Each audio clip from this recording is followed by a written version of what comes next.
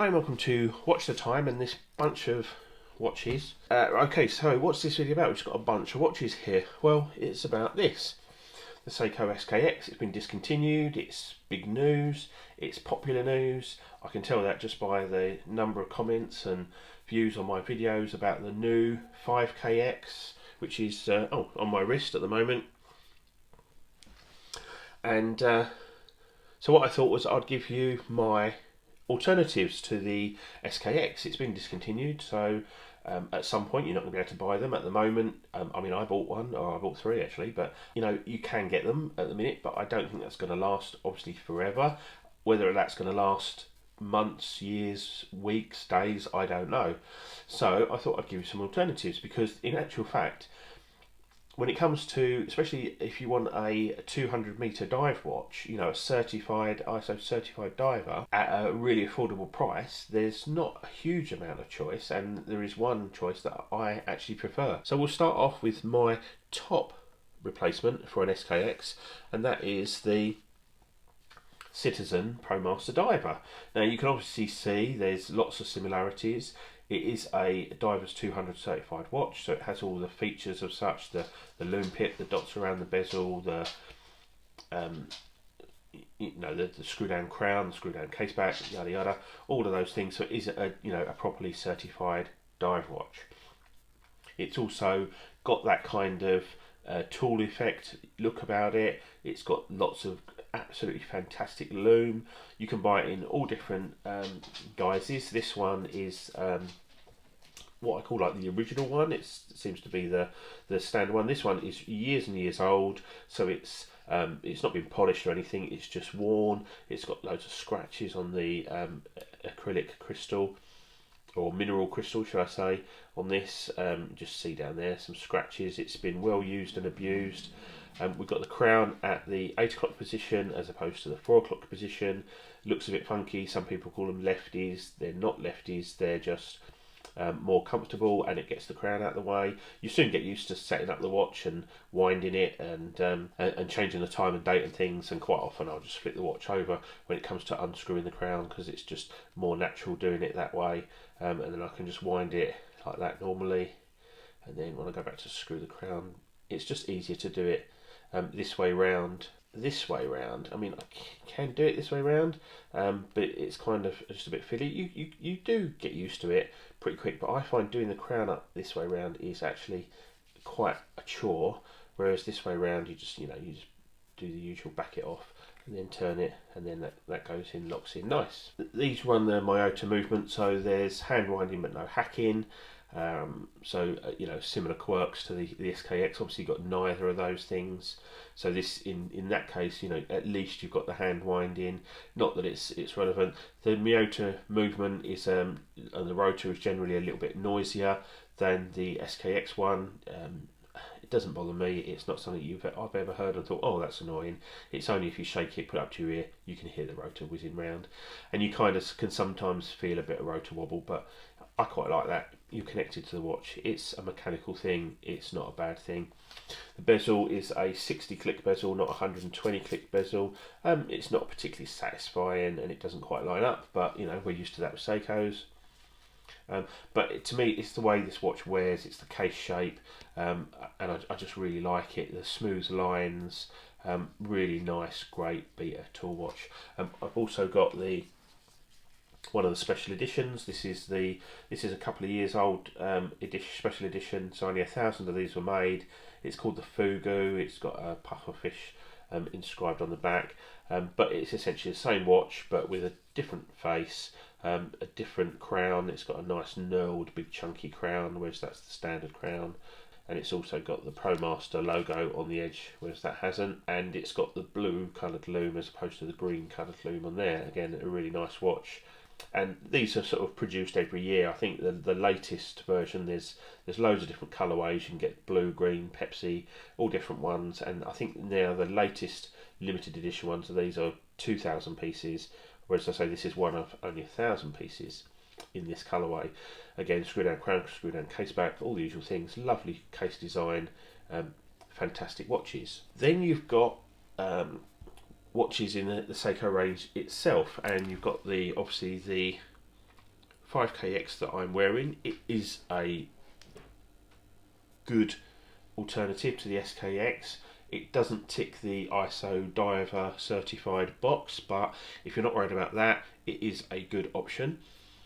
You've got the great Seiko loom, you've got the great 4R36 movement, it's rugged, reliable, it winds really easily, you've got hacking, hand winding, water resistant to 100 metres, so everyday swimming and daily use it's absolutely fine. I would happily do a little bit of snorkeling in this, something like that, no problems with that at all. You've now got drilled lugs, you've got the choice of bracelets and straps and all the usual good stuff that you get with a Seiko. Reliability, lots of dealership backup, you know, there's easy to work on these watches and repair them, service them, stuff like that.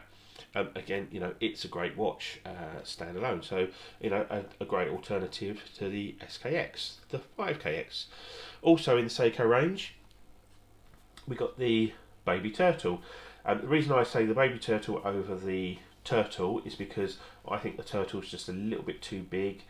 For me, it is a viable alternative if you've got a bigger wrist. And you don't mind a watch with a heavy... the Turtle to me is a little bit top heavy, whereas this is perfectly balanced, wears beautifully. I know that crown sticks out and it looks vulnerable, but it's not. It doesn't stick into your hand. It is a joy to use that crown as well. It's one of the nicest crowns on any watch that I've owned. It's beautiful. You've got all the different colourways of the Baby Turtle. You can have just the monochromatic, the black and white one. You've got this Pepsi Paddy one. You know, there's all sorts of different versions. Again, you can put different straps, metal straps, NATOs, whatever you want on there. You can even put a leather strap on it if you want. But you've got, again, the 4R35 movement in this one, I think it is, because it's just got the date, not the day. But you have got a magnifier on this one. It's a 200 metre certified dive watch, so you've got the loom pip, the dots, screw down crown, screw down case back, all that good stuff, and you know, it is a great alternative to the SKX. If you actually look at them side by side, although it's a Baby Turtle, don't be misled into thinking it's a small watch. It absolutely isn't, because of the cushion style case. It wears beautifully, but it is a watch that's got almost as much presence as the SKX. And when you look at the size of the bezel, there's not an awful lot in it. You know, we're talking millimetres, just a couple of millimetres in it. So the Baby Turtle, a great alternative to the SKX. So what next? Well, I've put this, it's on the wrong strap before anyone says that's the strap that I usually have on this, but I've only got one at the moment, so I've just put this on just to show it. And I'm not suggesting a Dan Henry. I'm just suggesting a micro brand watch in general. Now, there's lots of them out there that do divers watch. They're not generally certified divers, but a lot of them are 200, 300, whatever. Screw down case back, screw down crown, good loom, all the usual stuff that you would expect to get with a certified diver. Just some of them aren't, as is this one isn't, but it is a 200 metre water resist watch, and it is a compressor dive style watch. So this is a Dan Henry, but there's loads of other options out there, and things like Helm, Helson, Phoebus. Although Phoebus are sort of pushing more towards mainstream rather than a micro brand now, but I would say anything, and all these watches generally use the Seiko movement that you get in the new Seiko 5KX, which is the NH35, NH36 or whatever, depending on date complication. But it's a good movement. It's a robust, reliable, accurate movement. It's got the magic lever system in, so they wind really well. This one's absolutely perfect in this little Dan Henry. This is a great little option. So look at micro brands. There's loads out there. Some people will put you off micro brands, saying they're a waste of money, etc. But generally, they're really good value for money. This particular one is a limited edition. It's a numbered limited edition, so I'm never going to make a load of money on it. It wasn't that expensive in the first place, but I could probably sell this now for what I paid for it, and maybe even a bit more. I don't know, but to me, that's not what it's about. It's a nice watch. I really like it. It's a fun piece. They're just generally, I think, good value for money. Got some really nice features. The best feature for me on this is the crowns with the hatchings on the end. I just think they're perfect.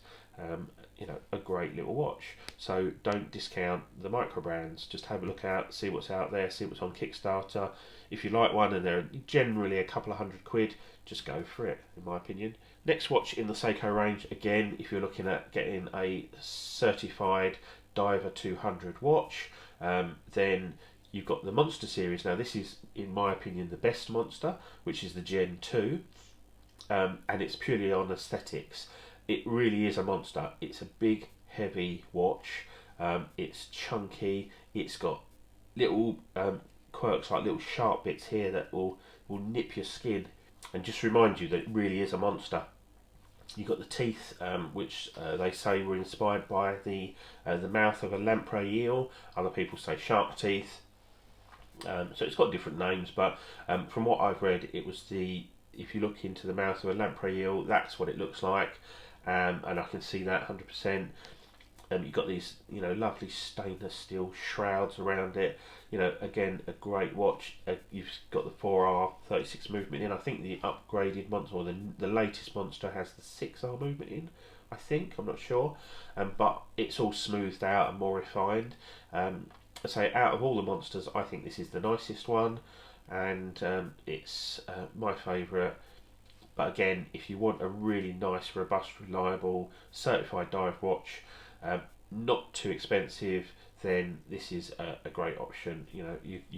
A great beta watch, fantastic, great loom, yeah, absolutely fantastic watch. So you've got the Monsters. Now I'm just going to throw in one really affordable, some may call cheap option. It's a quirky option. You know what it's going to be. I tend to stick to watches, obviously, that I own or I have owned, and that is the Vostok Amphibia. It is not a certified diver. It hasn't got the loom pivot, it hasn't got the dots. It doesn't meet all the criteria, but it is a 200-meter dive watch. They're cheap as chips. These cost, you can pick them up for between $50 and $70, I think, depending on where you look. I paid next to nothing for this. And yes, they are quirky, but I like quirky. They've got funny bezels. They've got bisexual bezels, which don't have any clicks. They're just smooth. They've got there's no hacking on these, and there's also no quick set date, which is a bit quirky. The crown, when you unscrew it, goes all floppy, and when you're hand winding, you have to kind of put sideways pressure on it, and it doesn't sort of click and engage, like other watches do. But it's just fun. It's just a fun watch, but it is a 200-meter dive watch. Now, I have got this wet. They say that underwater the crystal compresses and the back compresses, and it gets more water resistant the deeper you go.